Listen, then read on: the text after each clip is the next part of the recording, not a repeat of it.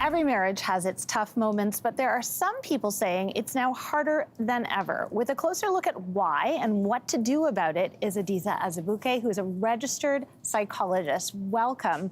Adizah, you've been providing psychotherapy for over 25 years. Yes. You work closely as a counselor with married couples. So what do you say? Do you think that marriage is harder now than just a decade ago? Yes, the short answer is yes. Yes. It is. Okay, and a decade, it's not a very long Yes. period of time in the space of our lives or relationships always. So why do you think that it's getting harder in just this time? I think things have become more pronounced. There are more distractions for couples.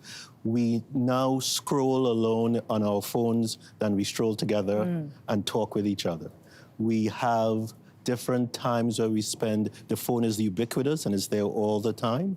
We also have less support systems because we move away from our families more readily now than ever before. That's a big thing. And also, too, we have different expectations. We expect the kind of perfect marriage. We are getting married later. I think the median age for men is 30 and for women is 28. So you're already established in our lifestyles. And so it's hard for us to understand that we may need to compromise some more.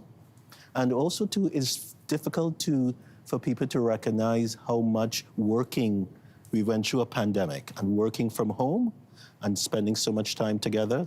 Many of us need some separated time. Right, a lot of that time, if both partners are working from home, it's sort of quantity time, but not necessarily quality time with each other. And we can learn that maybe, yes, that separated time really enhances our relationship. So those things have changed.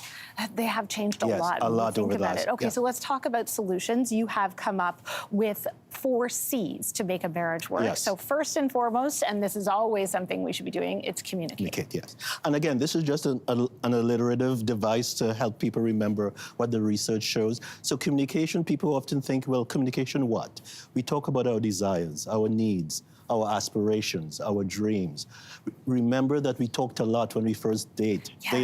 And I'm not saying that you have to stay at that exact level, but we need to talk and share things as much as we can, as often as we can. Not just the laundry list of tasks No, for the day not at all. taking care Not at of all. this Yes. and that. And conflict will inevitably arise. And yes. Yeah, and consistency in communication is important too, isn't it? Yes, the frequency of it, the recognition that we did this a lot before and we need to do it again, and also that by talking more, we can we often think we read each other's mind, or you should know what I'm thinking, I should know it. But by talking more, by conversing, by having more conversations about everything, we can keep that knowledge of each other and become more and more friends as we continue to grow in our relationship. And we can surprise each other as in a couple. We can surprise each other with things that we didn't know about one another. If we do that. Yes. Okay, next is connubial clarity. Yes. Do I have that right? Yes. What do you mean by that? Connubial clarity means basically just being clear about the kind of sex life you want to have, something that's mutually beneficial. We know our sex life changes as the marriage continues, and when children come, that can change also. So having a conversation and having many conversations, because as you know, sex can be a taboo subject, and most people are reluctant to share everything that they need or everything that they want from each other. So you have every right to be clear about what you want. Yeah, and keeping that conversation even going is difficult, yes. but it is a very important one to do. Yes, it is. Yes, okay, so last but not least, show compassion. Why is that important? And you would think that you would have that in a marriage, but it's yes. not always the case. It's not always the case, because sometimes you get caught up in ourselves a little bit, and compassion is really helping your partner through the pain and suffering that invariably is part of life, and being forgiving of their mistakes. And also self-compassion too, because we are going to mess up. That's so such a big one. Giving yourself that luxury of, yes, okay, not being too hard on myself, and continuing that for your partner.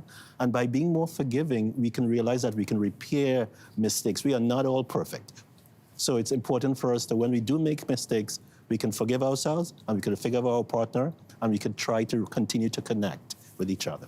Well, I've been married for just a bit more than a decade, so I'm definitely taking notes with all of these things. Adizah, thank you so much for being here today and You're sharing welcome, with us. Michelle. Thank you for having me. Thank you. These are great tips, and we'll be back right after this.